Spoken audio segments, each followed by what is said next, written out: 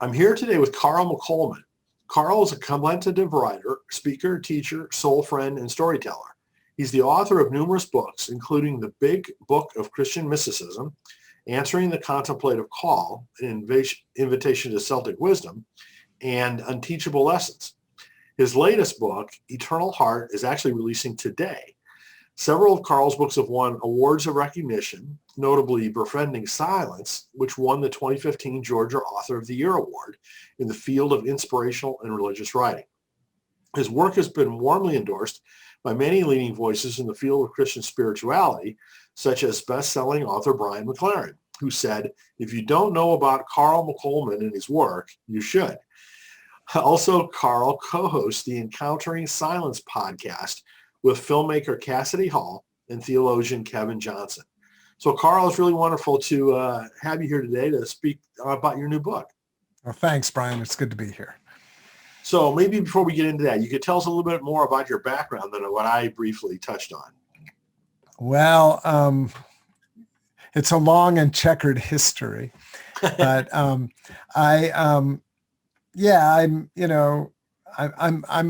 I like to say I'm just a guy. I'm just an ordinary guy.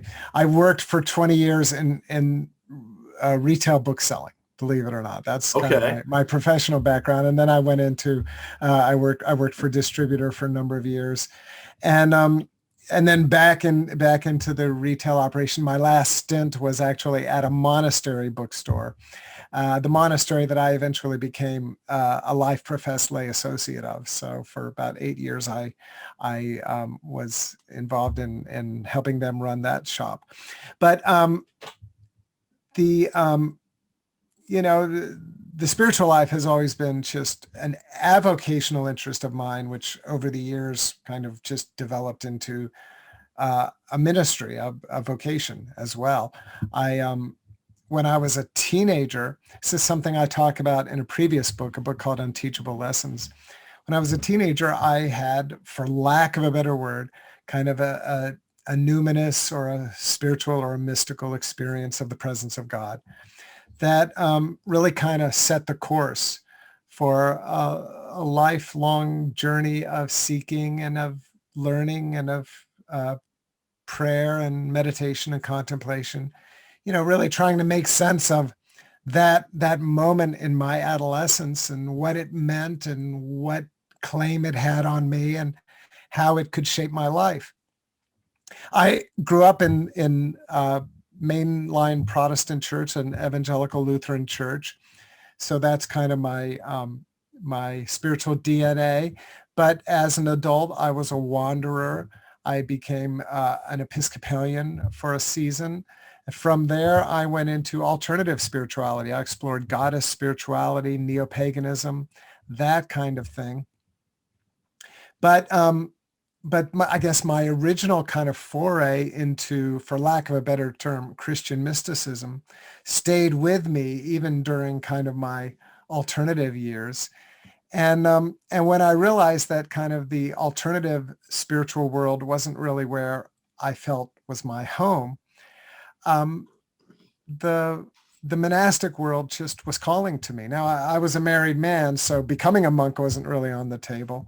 But but I really was immersing myself into reading folks like Thomas Merton, Thomas Keating, those kinds of folks, and started hanging out at the monastery and really decided I wanted to make that my spiritual home, which for me meant becoming a Roman Catholic. So in 2005, I and my family, they were good sports and joined me. We all entered the Catholic Church. And so I'm now a Catholic layperson.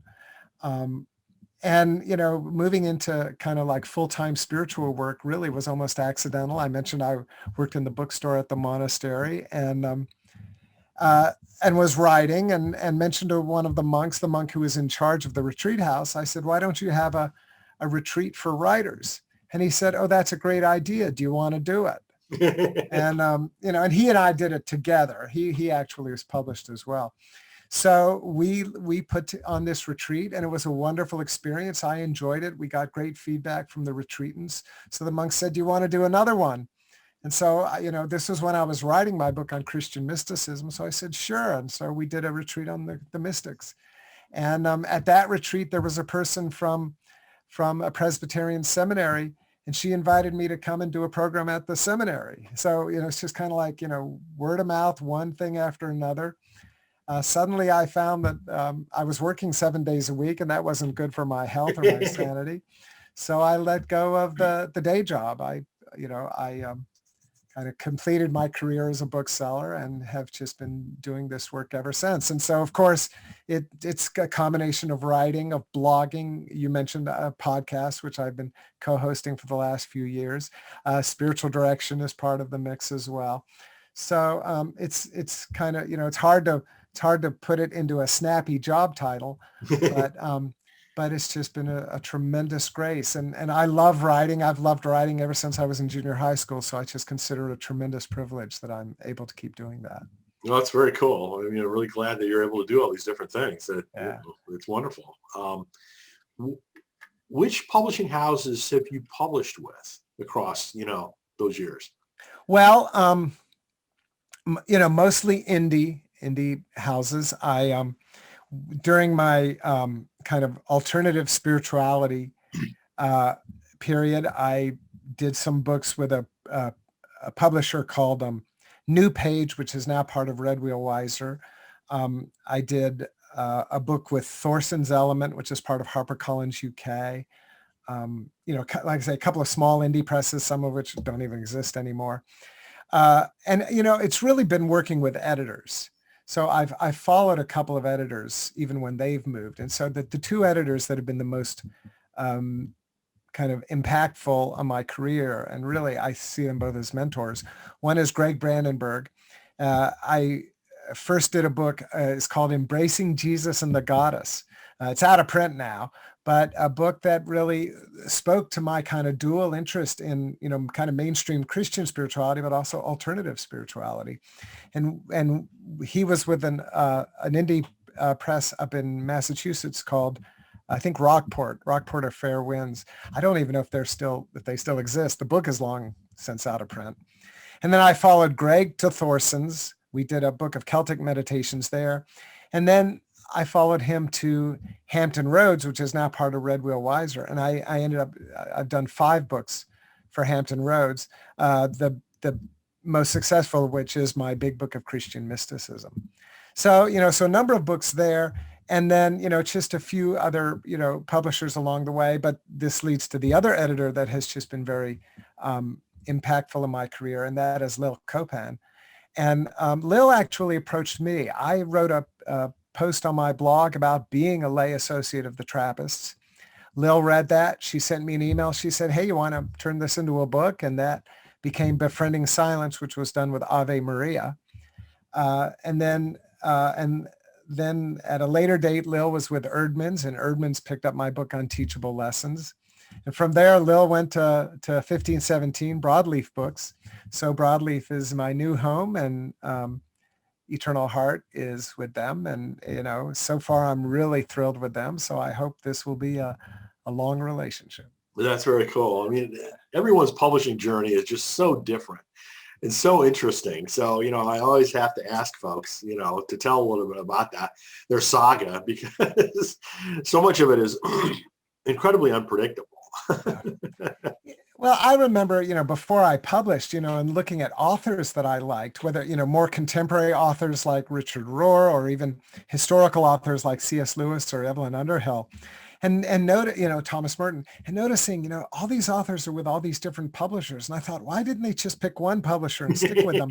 And then when I started writing, I was like, oh, that's why, because obviously different publishers serve different niches, or again, there's a particular editor you want to work with. And if that editor moves, then you move to, so there are lots of different ways in which you can reach the public. And of course, nowadays, then you've got to throw self-publishing, hybrid publishing, ebooks, all of that into the mix as well. But it's a very complex space, isn't it? Yeah, I've all of my books are traditionally published, and I've just I'm a mid-list author, but I'm very happy. I feel very blessed to be able to do what I do. So. Yeah, well, doing that many books alone is just a very cool thing. Yeah. And not all of them, but most of them have even earned back their advance. So it's like, Excellent. that's cool. Excellent. Yeah. That's another unique experience, isn't it? Well, they were small advances, but hey, Still. So let's talk about the new book. How did this come about? Well, kind of the standard answer, which is, the story, is that it really began with a verse out of the Hebrew scriptures, what Christians call the Old Testament. It's Ecclesiastes 3:11. And, it's just kind of a paraphrase here because every translation renders it slightly differently. But it basically says, God has made everything beautiful in its time, and God has placed eternity in the human heart. And I remember the first time I read that verse and thinking, that is a tremendous promise. It's as you know, in publishing, the whole idea, when you write a nonfiction book, you make a promise to your reader, And so it's like, wow, that verse right there is a promise. And so I just, in terms of my own personal spirituality, do I believe that? Do I believe that eternity is in my heart? Dare I believe that God has given me a gift like that? And then, so then the question becomes, as somebody who is, following the Christian path, I'm not a fundamentalist by any stretch, but I do consider, the scripture to be a significant source of spiritual meaning for my own journey. So I felt like, well, I needed to reckon with that. I needed to really kind of, open this up for me and to reflect on what does it mean to say we have eternity in our hearts. And one of the ways that I did that was I just kind of went on this, treasure hunt looking for other passages in the Bible that speak of gifts or blessings that God has placed in our hearts. And it turns out there are quite a few. I've selected 8 of such passages for this book, and that's not an exhaustive list. But, just this idea that the heart, and of course we're speaking spiritually, metaphorically, as well as physically, but I think you could include the physical heart, but certainly the kind of the spiritual heart, is this chalice in which, the wine of God's grace, the wine of God's love and bounty and blessings has been poured. So this book really is a reflection on those 8 passages. And to kind of flesh it out, what I did was I paired each one of these heart gifts with one of the Beatitudes. And then I also paired it with an insight from one of the Christian mystics, and also an insight from what I call a dialogue partner from outside the Christian tradition. So, Rumi or Thich Nhat Hanh or Pema Chodron, people like that show up in the book as well, to kind of give it more of an inclusive flavor. But it's certainly rooted in the contemplative Christian tradition. And so I guess I know now why there's a figure 8 on the cover. Is that because the 8 passages? Well, yeah, but it's also a visual pun. I talk about this at the beginning of the book, that you take the book, so you got the figure 8 on the cover, but turn it on its side, and you have the infinity symbol, which is kind of the closest kind of glyph we have for eternity. So, this idea that eternity is encoded in the figure 8 becomes a metaphor for this idea that eternity is encoded in our hearts. Interesting. Very cool. Yeah. Great symbolism. So the subtitle refers to a mystical path to a joyful life. So can you talk a little bit about that? Well, yeah, that again, I talk about how every book has a promise. That's the promise of this book, that if we take these gifts seriously, and at the beginning of the book, I kind of give this, I'm keenly aware that we live in a pluralistic culture, certainly when we think globally, and that not everybody who picks up this book is necessarily going to be a Christian true believer. So many people are agnostic or are interspiritual, maybe don't even identify themselves as spiritual. For them, something like the Bible is just one more voice in the chorus. And I want to respect that and honor that. And so I offer the reader at the beginning, I say, so I'm going to offer you these nuggets of wisdom out of this tradition that has been meaningful for me. It may or may not be meaningful for you. But what I invite you to do is to consider that these gifts really are given to you in your heart, whether you are somebody who identifies as Christian or as spiritual but not religious, whatever label you may or may not wear. And so my contention, my promise, my claim is that if we take these gifts seriously and if we look at ways we can cultivate what these gifts represent in our lives, that where they lead us to is joy. And so obviously, joy is a big word. I suppose I could have said love, but love is one of the gifts, spoiler alert. So, but if one of the things, and in an early draft of the book, I actually also paired each one of the gifts with one of the fruits of the Spirit. And eventually my editor kind of, suggested to me that maybe I had thrown, too many spices into the stew. So I didn't, make the gifts of the fruit of the Spirit kind of one of the key elements of the book, but they certainly show up throughout the book because, like I say, it was something I had written in earlier drafts. And, and so this idea that, again, the fruit of the Spirit, this idea that if you live a spiritual life, these are the qualities that you will see manifesting in your life: love, joy, peace. There's actually 9 of these fruits that the letter to the Galatians promise.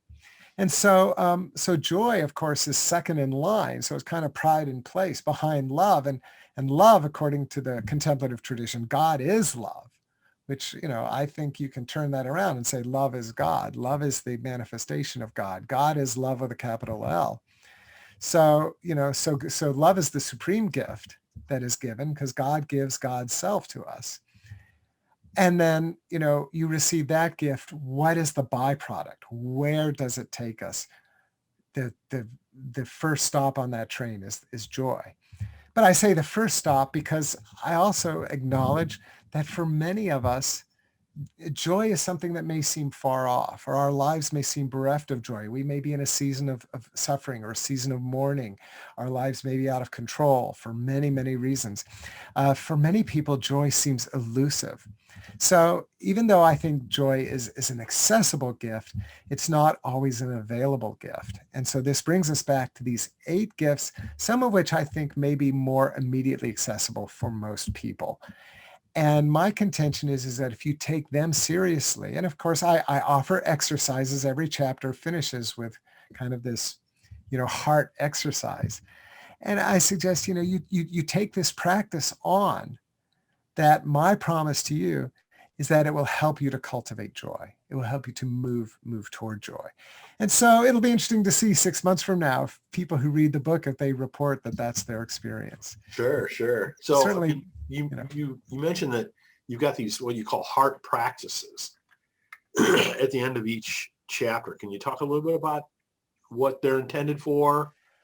Well, the idea is, and again, I come out of kind of the contemplative dimension of Christian spirituality. And I know contemplative is a big, vague word, but, it's a simple way of describing it is this idea that the Christian life is more than just, thinking the right thoughts about God, more than just conformity to correct doctrine, that it really is something that we embody. That to be a follower of Jesus means to live an embodied life in a particular way. And so, in fact, one of the things I talk about in the book, I'm somebody who didn't darken the door of a gym until midlife.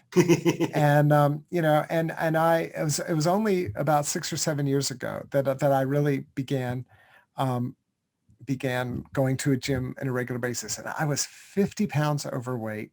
I was on, my doctors were talking about, giving me high blood pressure medication because I was borderline, just beyond what was acceptable. And so I guess that's what do they call pre-hypertension. I was like at the high end of pre-hypertension, so there were all these kind of issues in which I hadn't been taking good care of my body.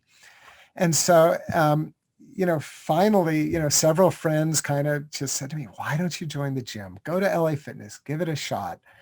And I did, and it was the best decision I ever made. And I'm in a humbly proud way, I can say today, I'm not overweight at all. I've lost those 50 pounds. I'm certainly not, a muscle man, but I'm in good shape. I can do 60 push-ups, that kind of thing. I've learned how to take good care of myself, and I've seen how it has yielded results. And, but it meant years and years of working out, of just doing the reps. And so the spiritual life is really no different. St. Ignatius called his book of spiritual teachings the spiritual exercises. So this idea that we are called into the gymnasium of the soul. And so there are things we need to make just kind of part of our spiritual habits. And, most of them will be familiar to most people. I talk about prayer. I talk about reading scripture, but reading scripture in the traditional meditative practice of Lectio Divina. I talk about fasting. I talk about hospitality, practicing generosity, cultivating silence, using your imagination as kind of a vehicle for prayer. So these are really very basic kind of entry-level spiritual practices that probably a lot of people who would be interested in this book are already doing. And I'm, maybe as they go through the 8 gifts and the 8 practices that I offer, they might, find some new invitations, or even just an opportunity to maybe be a little bit more intentional or a little bit more systematic about making these gifts, a regular part of their lives. I mean, before I went to the gym, I never really kind of figured out that I had to worry about my quads. That it wasn't just my biceps, that I needed to be paying attention to, that there are all these different muscle groups. And so it's the same thing with the exercises of the spiritual life. You exercise different spiritual muscle groups with the different practices. That's a great analogy. I think that's quite valuable. Do you use that analogy in the book at all, or? Not as explicitly as I just shared it with you, but again, the story of me going to the gym is in there, and I think it's kind of a between the lines conversation, but I think the discerning reader would pick up on it. Sure. So there's different kinds of linkages that you talk about in the book, pairings, what have you. One of them is between wisdom and patience. Can you talk a little bit about that? That has been, as the readers have been giving me feedback, that's been the one that has surprised me the most, is that I've had a number of people say either, oh, I love that you linked those two together. And I've had 1 or 2 people say, oh, that just drove me nuts. So, but it seems to evoke a response. And the basic idea, again, wisdom is one of the gifts of the heart. And so, but, wisdom is something that we associate with, at least I associate with, maturity. I think of, a young person is maybe brash and confident, maybe cocky, but it's an elder who we think of as mature, as wise, as understanding, as reflective. So I thought, well, is this a gift that God only gives us, when we turn 60? But then, some people are wise, wise beyond their years. We talk about that. So, but there still seems to be this idea that wisdom seems to have something to do with the passage of time. And in reflecting on that, again, patience is one of the fruits of the Spirit. So, this goes back to one of the earlier drafts of the book where I was trying to link all of the gifts with a particular fruit of the Spirit. So it seemed that wisdom, because of its linkage with maturity, would naturally be linked with patience. And so, so that's one of the things I do in that particular chapter is I just begin to reflect on that maybe wisdom is one of those gifts that, it's like a slow blossoming flower. The gift may be given to us, in our mother's womb, but it may be a gift that we don't fully manifest for years or even decades into our life. And, I have this in, obviously one of the themes of this book is eternity, and this idea that if we seek to live out of the kind of the gesture of eternity or the posture of eternity, our relationship with time changes. I tell a wonderful story about a monk at Holy Cross Monastery up in New York, who, when he was a novice, he was really nervous that he was going to get bored praying the monastic liturgy day in, day out, 5 to 7 times a day, 365 days a year. He thought, oh, after 40 years, I'm going to be so bored with this. And so he goes to an elder monk and he shares his concern. And the elder monk says, over time, you begin to see the liturgy as like a window into eternity. And so this monk shared that story in his newsletter. Of course, I picked up on it and wrote right to him and said, can I use this? So I blogged about it, and then that blog post was adapted into the book. But this idea, to expand upon it, that prayer invites us into eternity, not just liturgical prayer, but I think contemplative prayer, centering prayer, any kind of deeply prayerful act. I think being in a loving relationship invites us into eternity. Certainly aging, certainly the dying process, which every one of us is going to do in one way, shape, or form, And so we can fight that or be grumpy about it, or we can, keep it at the bottom of our to-do list, but also acknowledge that someday that day will come. And when it's my turn to move into the dying process, I'm being invited deeper into eternity. And I think that it takes wisdom and maybe a little bit of patience to even be able to see that as a gift. Very interesting way to think about it. Yeah. So you've also paired hope with courage. Yes. How do you link those two? Well, this is a theme that I began again in my previous book, Unteachable Lessons, and then I kind of expand upon in Eternal Heart. And it really, spiritual writing always has something of a confessional quality about it. And certainly my writing does. And I'm somebody who struggles with anxiety, and so I struggle with fear. I struggle with kind of having a fear filter in terms of how I approach life. And, I figured out as, while I was still a boy, that wasn't the way I wanted to live my life, that I wanted to cultivate more confidence and more, more of a fearlessness in terms of just how I engage with my relationships or my vocational ambitions, just life in general. And, and it's something that I've really journeyed with really for most of my life. And so, I've picked up kind of a few tricks along the way as to how to manage anxiety, how to manage fear. And let me say right now that certainly I think, sometimes anxiety needs to be managed with intervention, with therapy or, psychiatric intervention. And so I certainly don't want to in any way dismiss the importance of that. But speaking strictly in terms of the spirituality of overcoming fear, I talk about this in the book, that I came to recognize that there seem to be three key elements of moving out of kind of a fearful place into that more confident place. And those three elements, first of all, were hope. This idea that every fear is really a hope inverted.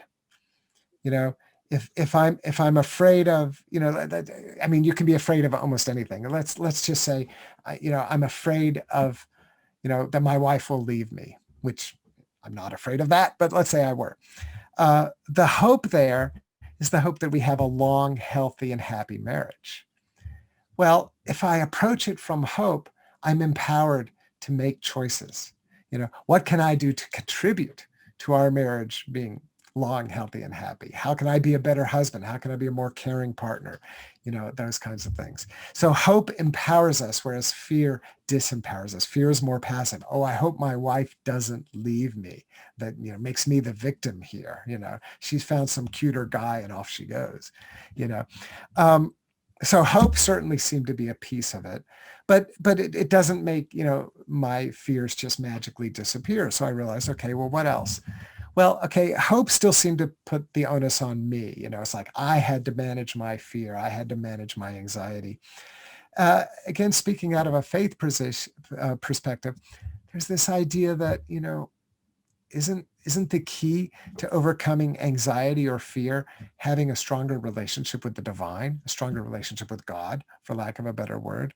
So this idea of trust, Trust seems to be kind of this relational element. Back to my marriage analogy, trusting my wife, trusting her when she says she loves me, when she says she's faithful to me, that that can be a part of how I relate to her.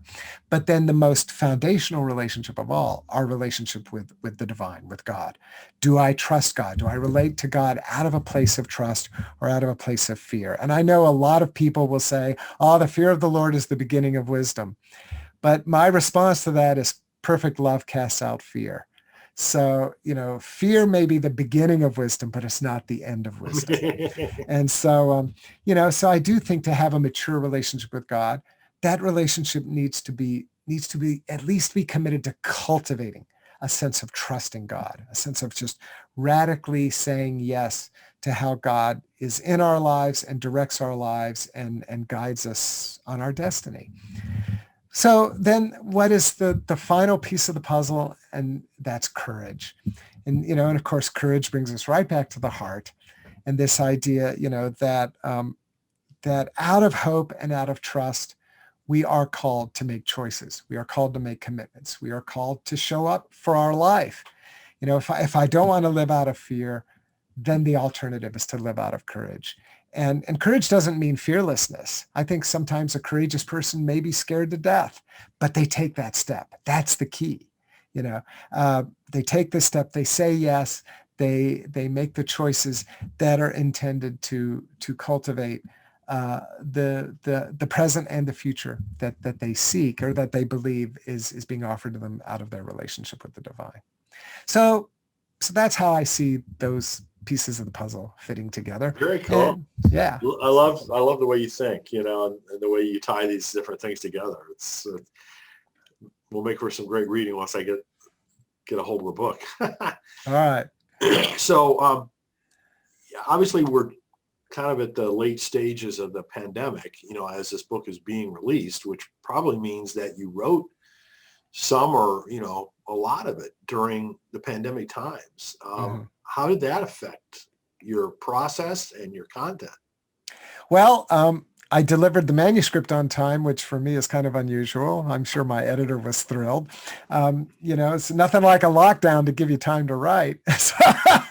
But the book was finished during the early months of the COVID-19 pandemic. And I do mention it in several places during the book, that the book was already in the writing process was already well underway when, back in March, when things shifted, the COVID-19 was declared a pandemic and we moved into social distancing and sheltering at home and those kinds of things. I think what I'm going to do is invoke one of my favorite mystics here, and that is the medieval writer Julian of Norwich. And Julian has, she's getting a little bit of press these days because she lived through the pandemic. Absolutely. Several people that have been talking about her. Yeah, the grandmother of all pandemics, or the granddaddy of all pandemics, and the bubonic plague. And, and scholars, we don't have solid numbers, of course, but scholars estimate that when the plague first came to England, it decimated half of the population. In probably an 18 to 24 month period. So it's just absolutely, we think about the impact that the COVID-19 pandemic has had on our economy, on our public life, political life, those kinds of things. That is really minor compared to the devastation that the bubonic plague would have wrought in England and really throughout Europe at that time. And so Julian lives through this, and she only one place in her book, she was the first woman to write a book in the English language. And it's a book about her spiritual experiences and her theological reflection on those spiritual experiences. But nowhere in the book does she even mention the plague. There's one place where she talks about seeing a corpse lying on the ground. And if you stop and think, this is still, the Middle Ages, but it's England. It's a developed country. You wouldn't expect corpses to be just lying around on the ground. Clearly, that is an image that comes from her experience of the trauma of the pandemic.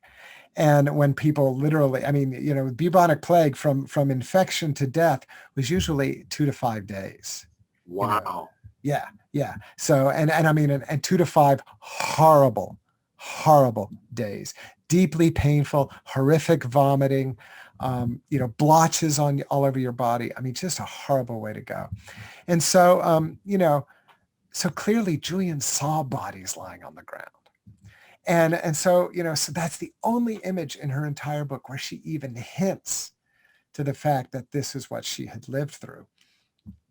So, one of the things I took from that was that, the pandemic obviously is a significant event. I think about in my life, what are the significant events? I mean, I'm old enough, the first person on the moon, Watergate, 9/11. I mean, several things like that. And certainly the COVID-19 pandemic is going to be kind of one of those life markers that we will all remember for the rest of our lives.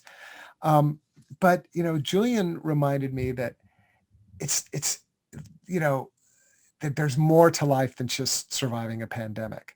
And so, so like I say, I mentioned the pandemic, but I tried to keep my perspective on that this book was about more than just, today.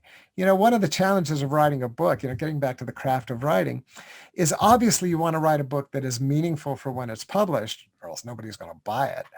But there's also the question of, will this book still speak to somebody 10 years from now, 20 years from now, 100 years from now? And so as a writer, I have to kind of hold both of those thoughts in mind, So yeah, everybody that buys this book today will be fresh out of the pandemic. Certainly many people, I mean, I didn't lose an intimate friend or a family member, but I had friends die from the pandemic, and I had the parents of friends and those kinds of things. So, so it touched me. I don't know that there's anybody who it hasn't touched, and so, so we all have that. But then there's also this, this book. I did an interview last week, and the interviewer said, you're writing about broad subjects here, love and wisdom and hope. And I said, well, that's when you talk about the heart, the heart seems to paint in these bold colors, but those are kind of, I mean, Ken Wilber has this concept of the orienting generalization.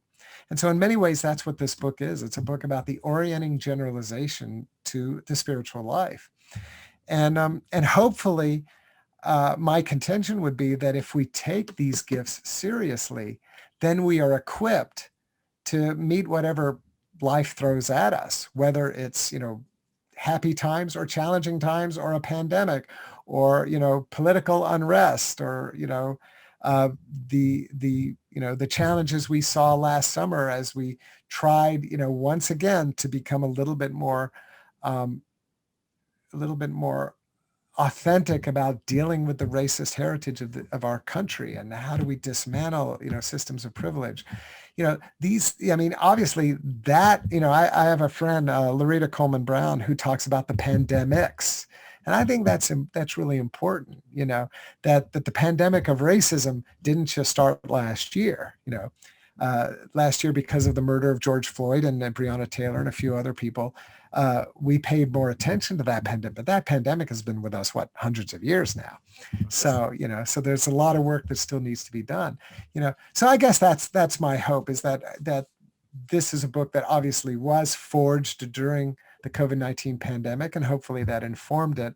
But again, hopefully its message is a broader message than that. So, given all the deep things that you've written, what's left? What else do you have interesting to talk about that's on the horizon for you in terms of future books? Well, oh yeah, there's always, there's always more to talk about. I actually do have three.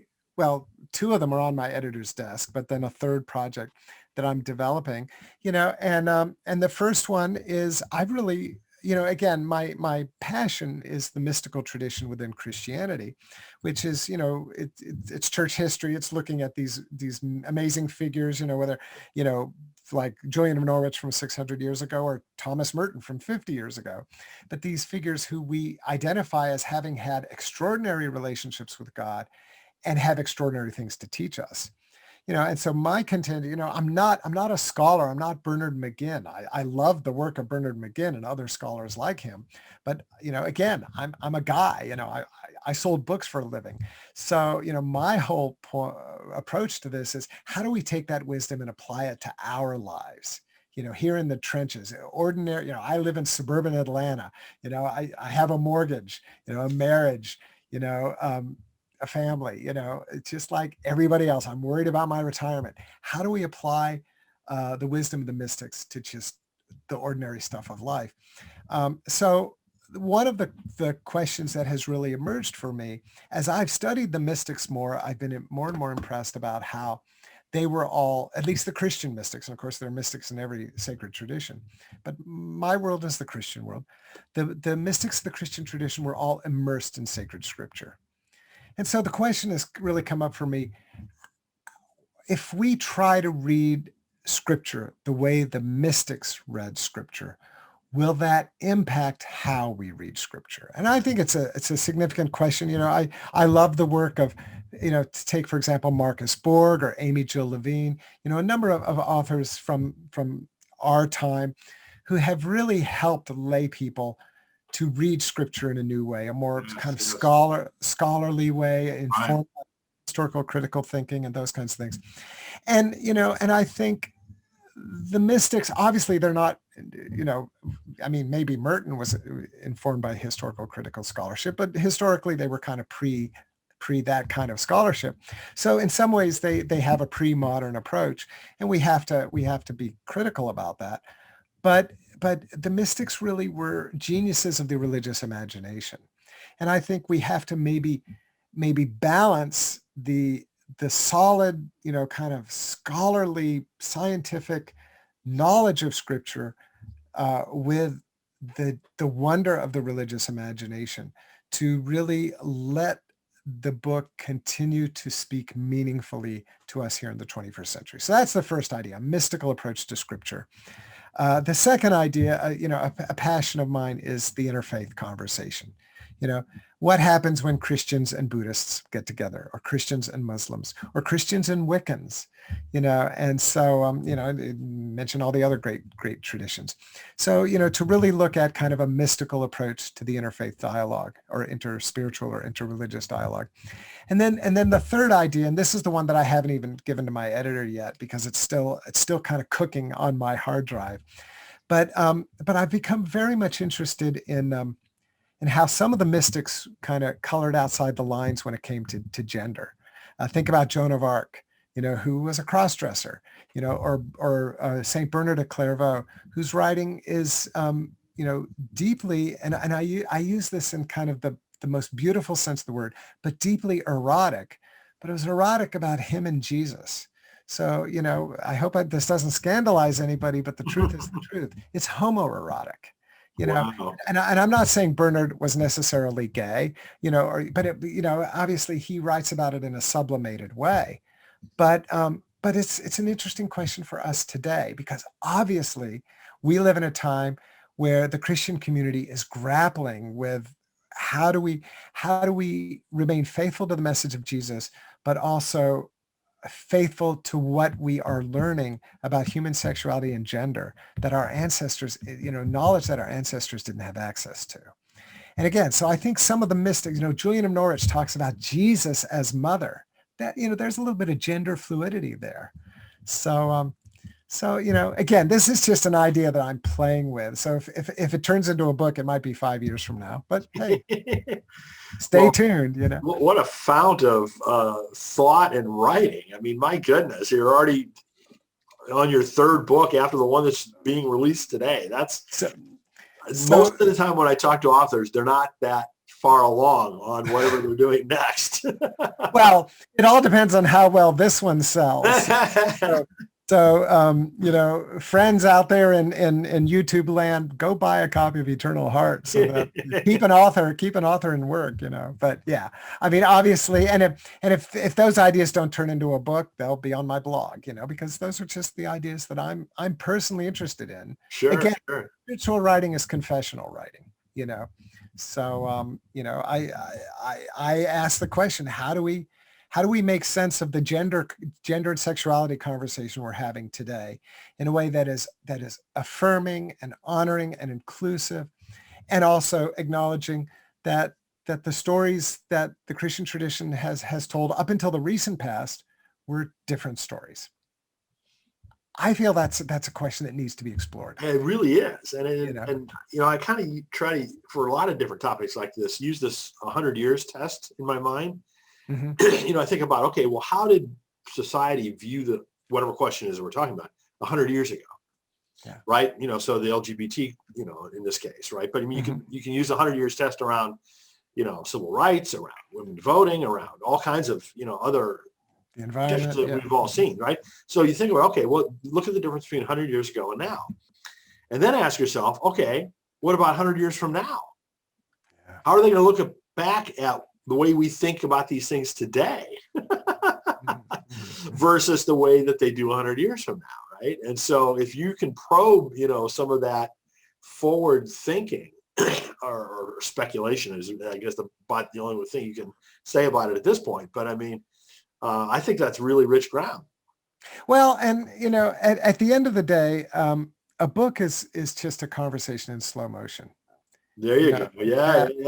That, to write a book is to take a snapshot of what's in the heart of the writer. I mean, even if it's an academic book and the writer's done all this research, still the writer is curating that, So it's a snapshot into the heart of the writer at that particular moment in time. And hopefully, again, this is what, if I don't think this is going to have currency 10 or 20 years from now, why am I going to the trouble of writing a book? Why don't I just put it on my blog? And so, I mean, to be perfectly candid, I make more money off of my blog than I do off of my books. So, so the book is something of a time capsule. And, and so, yeah, wanting to write something that hopefully will still be meaningful 20 or 50 or 100 years from now. I don't know. My books might all be just, moldy little books in the corner of a library somewhere 100 years from now. That's the readers get to decide that. My job is to write something that I hope will be worthy of somebody reading, not only today, but in the future as well.